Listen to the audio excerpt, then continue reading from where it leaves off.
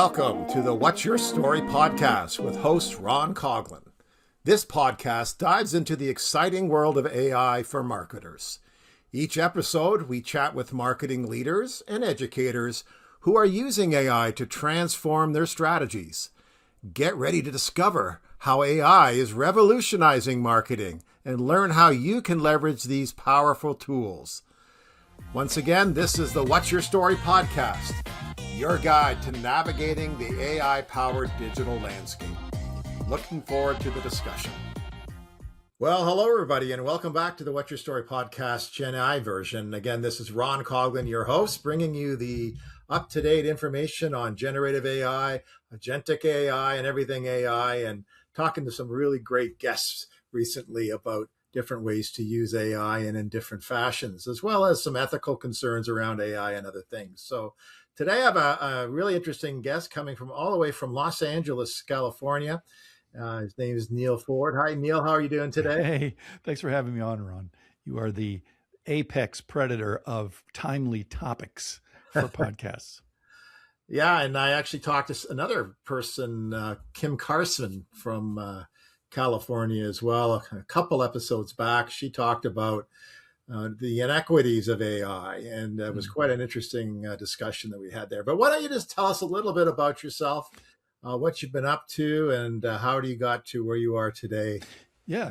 So I came from the advertising business. I spent 30 years on the creative end of the business, coming up with ads and posters and whatnot.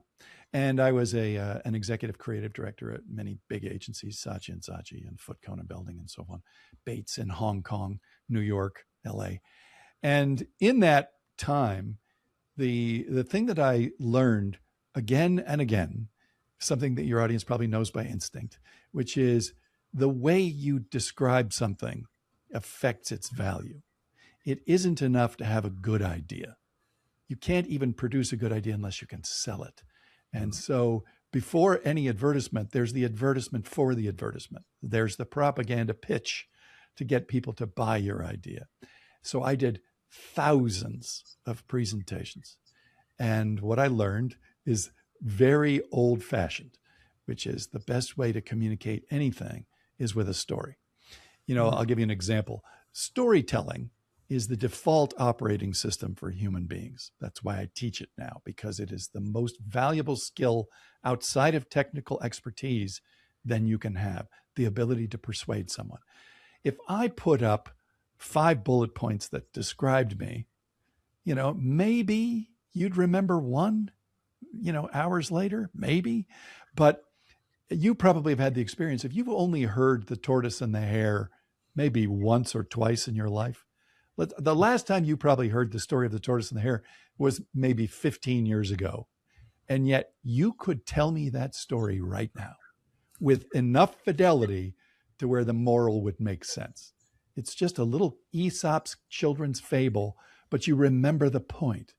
That's the power of stories. They stick longer. They create an emotional response. They give you information about the teller of the story that they don't even know that they're describing. So what I have been teaching, and the thing that I most believe in, especially in the age of AI, that the best way to persuade somebody of anything when it comes to business is with stories, narratives that describe what's the problem people are facing. How can I provide a solution? What would happen if we integrated this, and so forth? And through thousands of interactions with clients, I kind of got good at describing something well enough to make somebody believe, A, it will do what I say it will do, and B, you can trust that I'll follow through on this. So I was the founder of a company called Storyfire, where we have a very good course for teaching business executives and students how to more persuasively and emotionally resonant way make their point. Very good.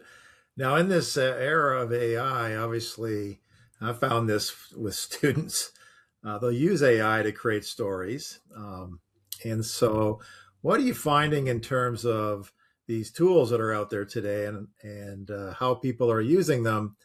I think you touched on this in some other discussions out there.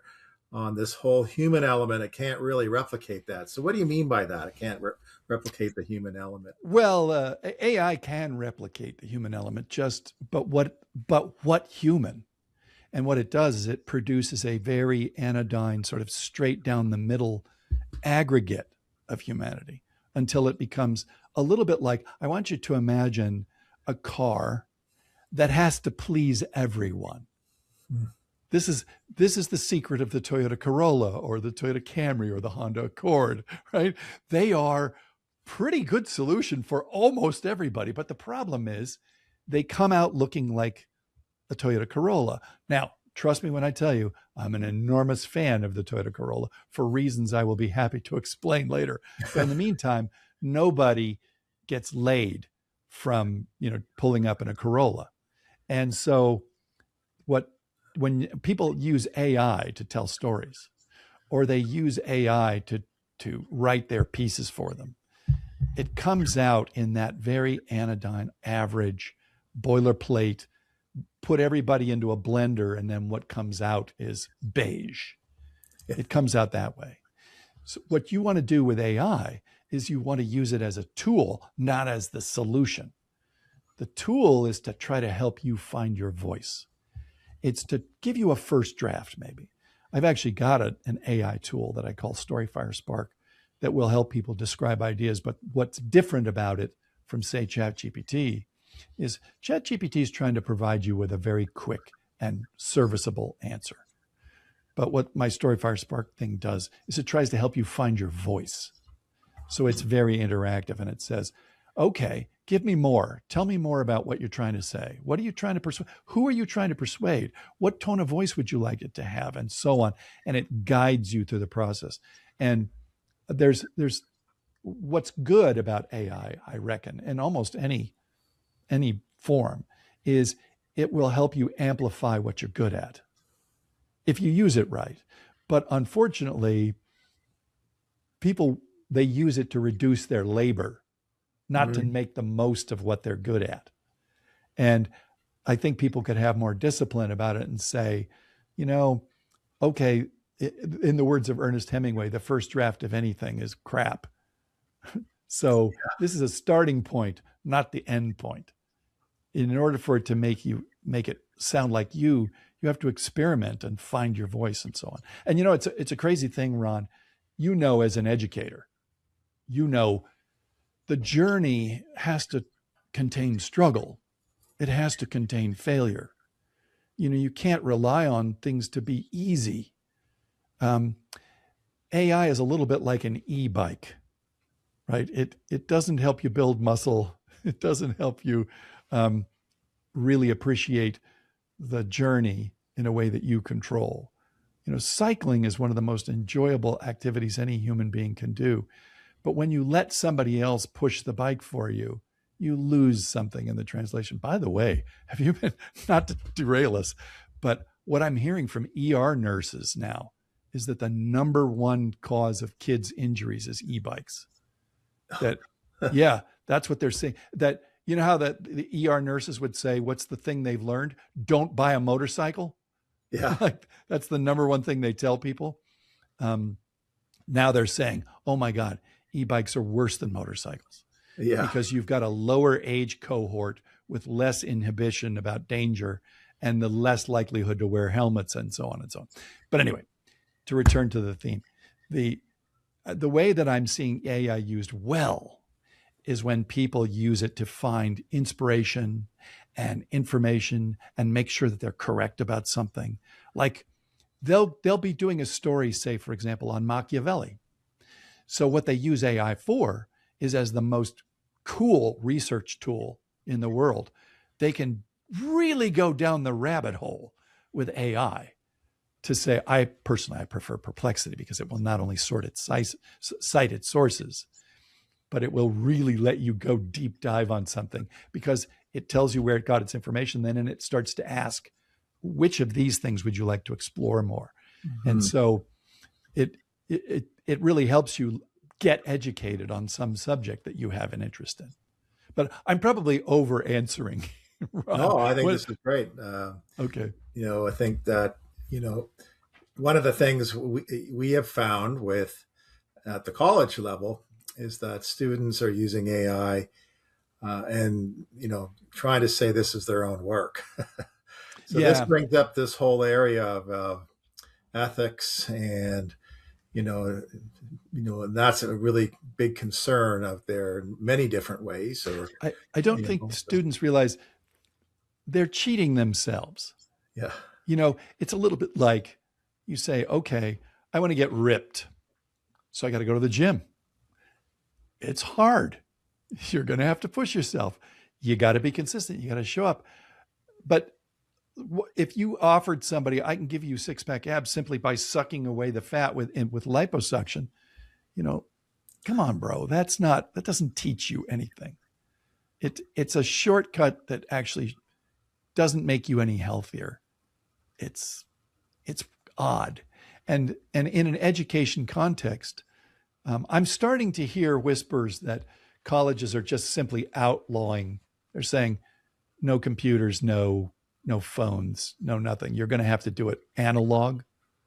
Well, somewhat true. I mean, we're getting away from online testing, different things like that. It has to be, you have to justify your answer to show the topic, Yeah. which is a good thing, because sometimes you may ask that question and there's nothing coming back. So they really haven't learned anything. Yeah. And it's, again, who's the big loser here? Not the teacher. Like, if you're figuring out a way to make AI pass for human, all right, congratulations. But you didn't store any of the information. You have acquired no wisdom, and in the long run, it's not really data that's important, because we can get our hands on data. It's judgment and taste and wisdom and understanding. And it's empathy for struggle, and it's compassion for people who don't have your great gifts. It's learning to be a valuable human being that will leave the commons better than they found it. These things are, when all you do is you attempt to go in to a university setting for the purposes of achieving certification that will get you a job, rather than acquire information and the ability to interact with other human beings, to be a valuable friend, and a magnificent conversation partner. I suppose, if anything, if I wanted to persuade somebody that they have to do the hard work, what I have fantasized is that, look, if the only thing I could teach you was to be a better conversationalist, so that when you go on a date with someone, you can rivet their attention, that's actually worth a ton of money. It really is, because the smartest choice you will ever make is, who do you decide to marry or partner with?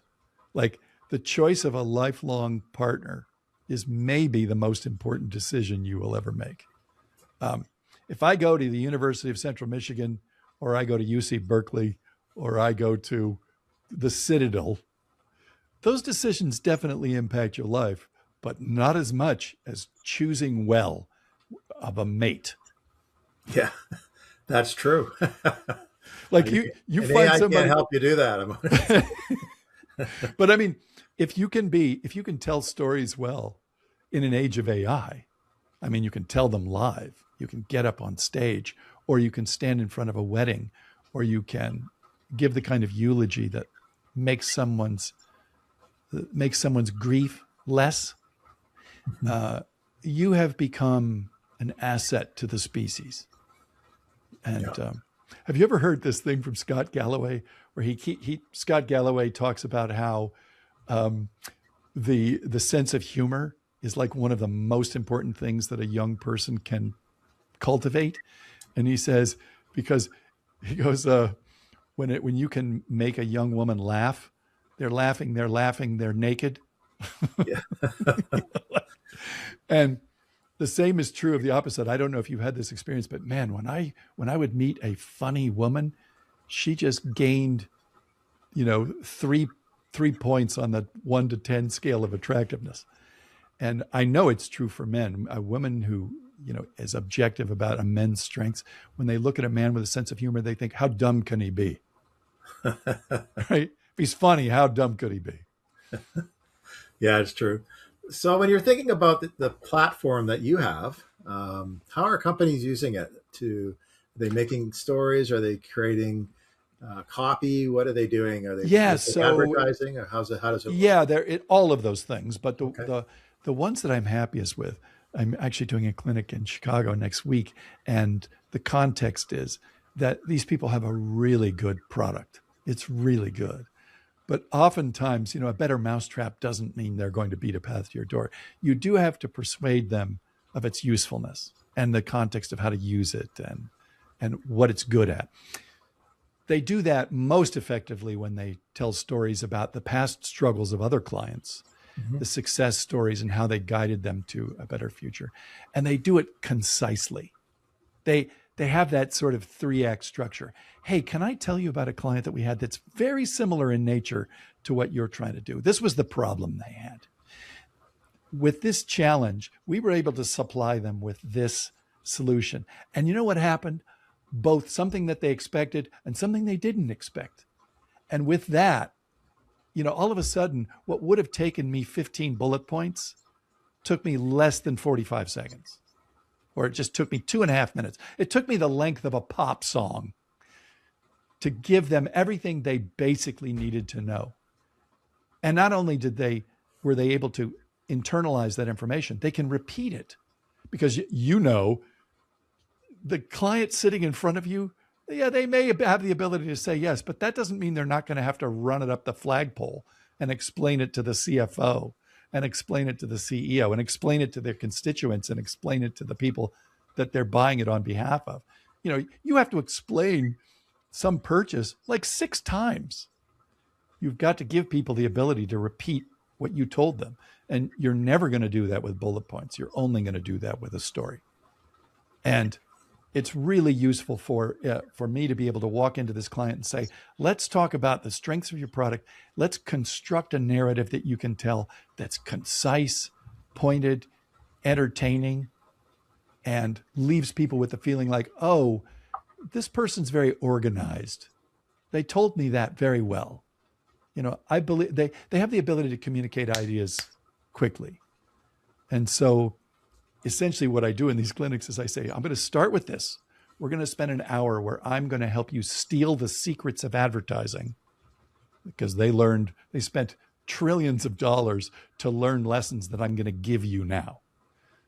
Here are the 6 fundamental lessons that will teach you how to communicate better. But then let's dig into your specific case and let's say, all right, who are your clients? What do they need to know?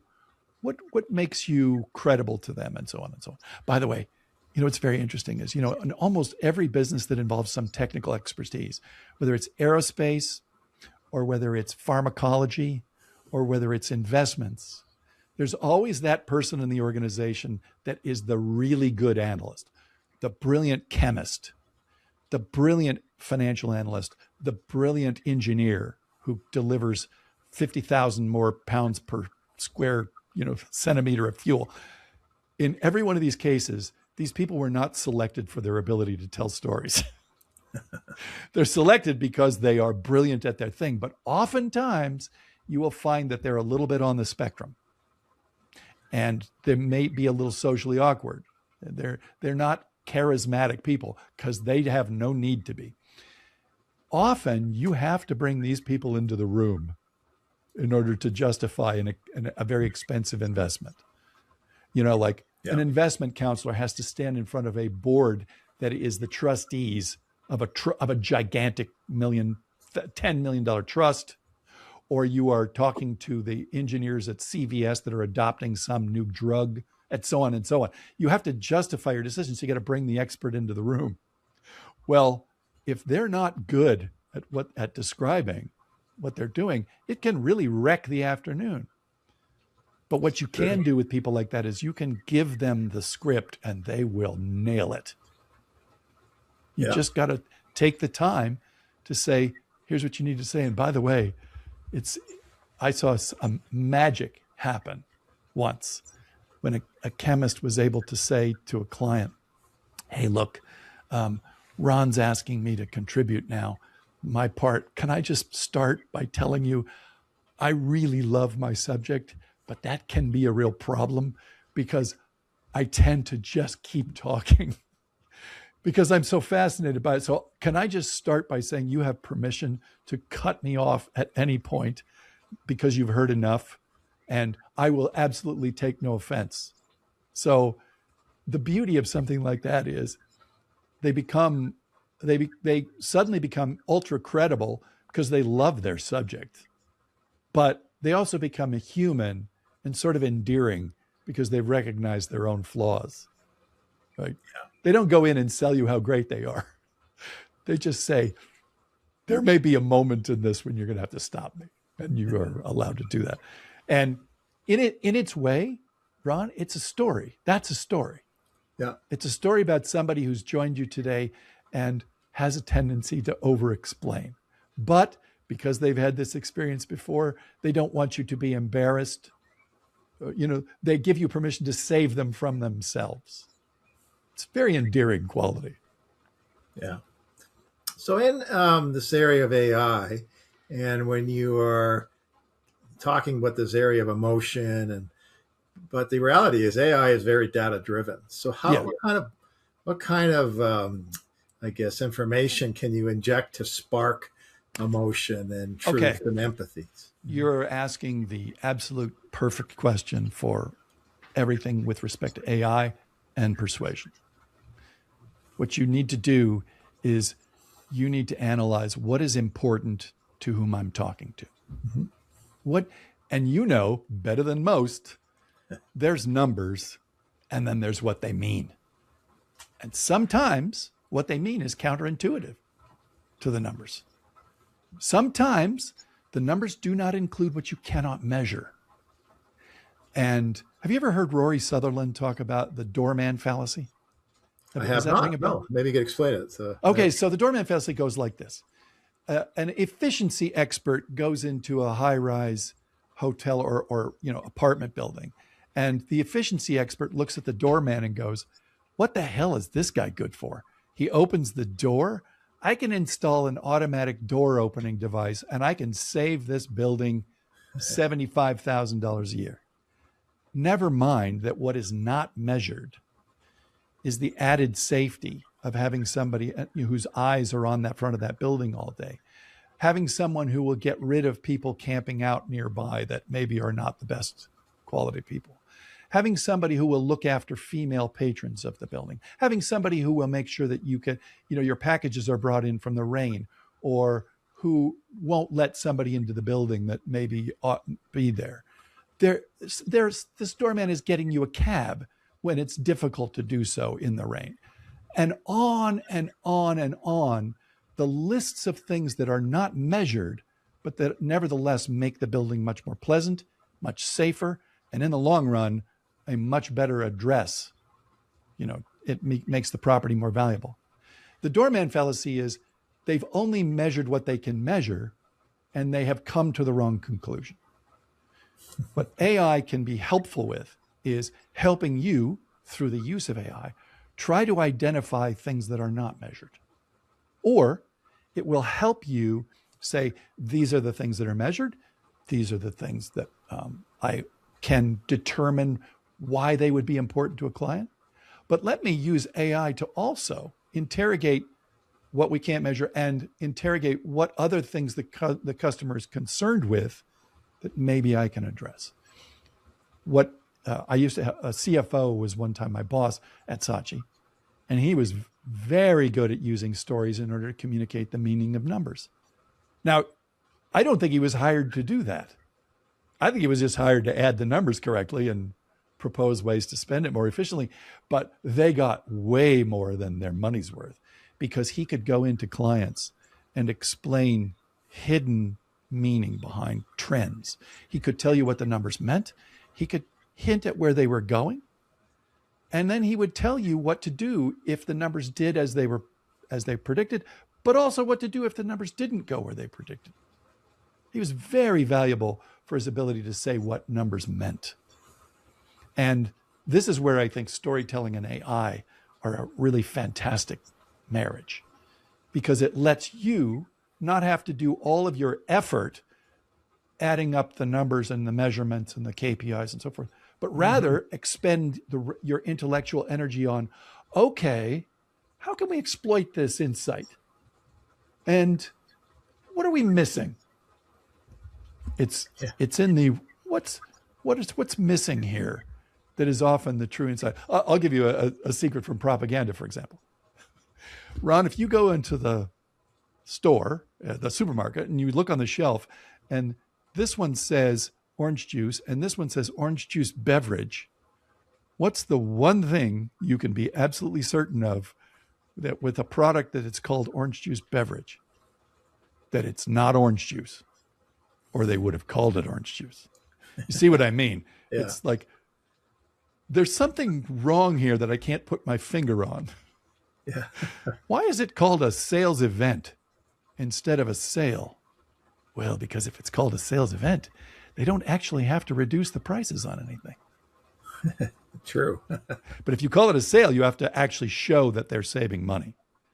So in that sense, it's what AI is able to do, I think, is to let you do the thinking about the things that are not quite right with this picture. Sure. So can I just editorialize for a second? Sure. AI really ought to be the human amplifier, but no doubt you've heard this a million times on your show since this is your topic. But I just want to add my voice to the evidence of, you've no doubt heard the IKEA example of how their AI chatbot was able to eliminate about 30% of the problems had by people contacting customer service. But instead of saying, wow, fantastic, we can eliminate 30% of the people doing the customer service, what they said instead was, before we cut these people loose, what have they learned from their time on the customer service? And you know what they found out? These people were masters of the catalog. Like, they knew everything that IKEA made. And so they said, how can we exploit this learning that they gathered? And what they had was, they've got this very small, it was a small division of IKEA that was online. They could help you design your interiors. Like, they could help you, we could use this piece of furniture for this, and we could use this artwork for that. And what they did was they repurposed those customer service people that used to just answer queries. And now they gave them some design tutoring. And then they turned them into online design consultants. And in the space of 2 years, they started generating $1.4 billion off of that service. So they took AI and did what you're supposed to do with it, which is, let me do the easy part with AI, and then let me do the creative part with humans. And by the way, who are you more likely to take design advice from? An AI system or a human being who knows the whole catalog? Yeah, obvious. It turned out to be an incredibly affordable design asset for the customer. They're going, there's no way I could have afforded this kind of help from a legit designer, but I know that this person knows the whole catalog. And so basically, in a one-stop shop, they can help me get every appropriate product for this. And so there you go. It to me was just like, oh, that's the blueprint of how you amplify the human being and then turn them into a brand new income stream. Anytime I see people shedding headcount and like, that's the big bonus of AI, I go, oh, ye of little imagination. So, Neal, you were, I guess, part of Saatchi Saatchi. You mentioned it already. Used to be, yeah. Yes, for years. You were, I believe, the creative director, worldwide creative director. I was a worldwide head of creative education. So my job was to teach young creative people how to present their ideas better. So in the world of advertising, I've worked for some big agencies like BBDO and right on. You know that one, I'm sure. And one here in Canada, Cossette, which is a large one here. But one of the most important parts of any creative output is to do a really good brief. So a creative brief, Yes. and one that makes sense. One of the things I learned from our creative leads at VBDO was to get yourself, not just to have it on a piece of paper, but to actually insert yourself into the process. And we did this once with the Salvation Army, where actually Crete and McLaughlin were didn't want to see my brief. They wanted to hang out at the soup kitchen in the mission and really learn and see the emotional component of that. So, when you are thinking about all the output today, I see lots of ads. You can tell when they're AI. Even on Spotify, I'm getting music that's AI. Yeah. Some of it's pretty good. And some of it isn't bad, which is both frightening and kind of disappointing. But I agree. So how should creative people and marketers and account people continue to have a good dialogue with good creative briefs and briefings so they can get a good output? But how can they use AI to assist them, or should they use AI to assist them? What's your thought on trying to reclaim this whole process that's out there? I think AI is a magical tool. They absolutely should be using AI to assist them, not in coming up with the ads, no, but rather doing exactly what the soup kitchen people did, which is what AI will help you do is to say, let's talk about the experience of the people that are out there doing, or the possible customers. Let's use AI to learn as much as we can about them. What AI is so good at is helping you research. It's so much better than Google, where, you type in a question to Google, oh man, you know how that's gone, which is, it gets you very, very remotely close to your answer. You're going to have to do like 9 searches. Yeah, that's the point. They've made it to increase the number of times you're going to have to ask it. As opposed to really good AI systems, which help you do your research. Now, what we'll do is, armed with a lot of information about your customer, now you can have the sort of empathy, compassion, understanding of what they're going through. It's really important that you understand what their struggles are. What makes this difficult? And maybe you can lighten their load. This is the human impulses. Can I do something in my messaging that will help lighten their load? Because look at the environment we're all in right now, Ron. Social media has created as many problems as it has solved. No, I would even venture to say it has created more problems than it has solved. And it has created an toxic environment of division, rage baiting. They're showing us every day the worst side of human nature. It's the sort of, when police officers, when they spend every day dealing with the worst elements of society, they develop a kind of contempt for humanity. And it's not because they're evil people.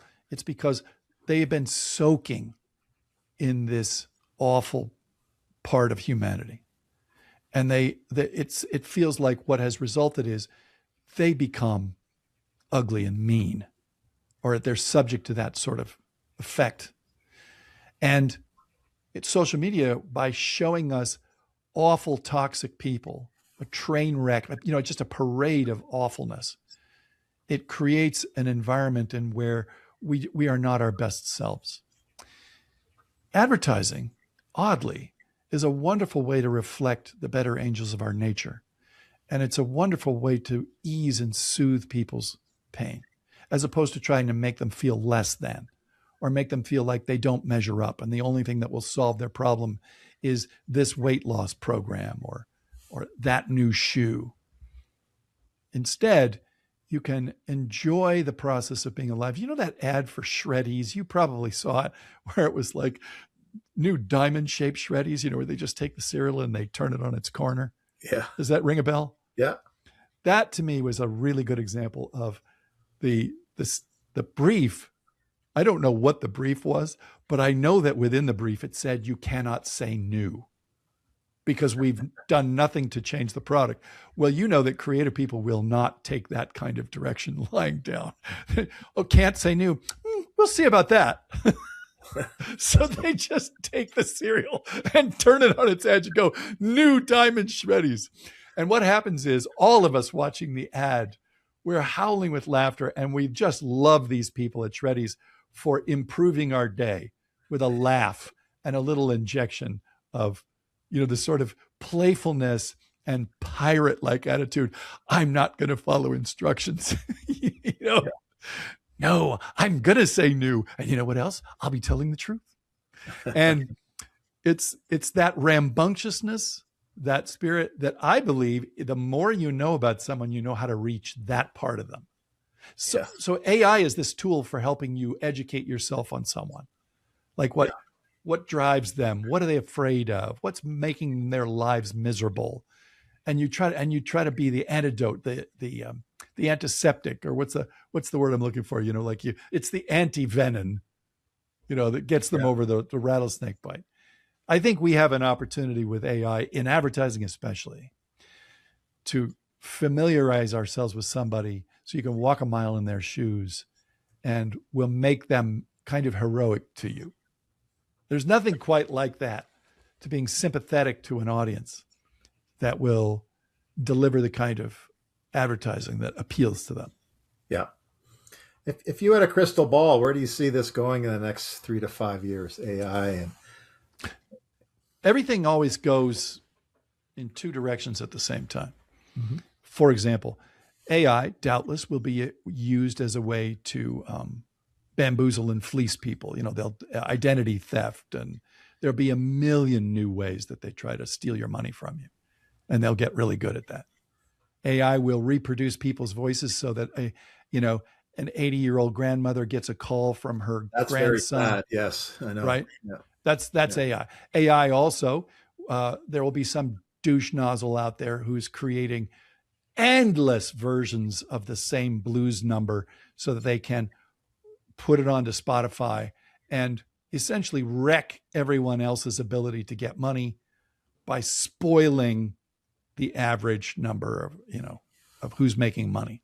And they'll think they're doing nothing wrong. But what they're doing is they're stealing from legitimate human beings who are trying to express themselves creatively and reach a human audience.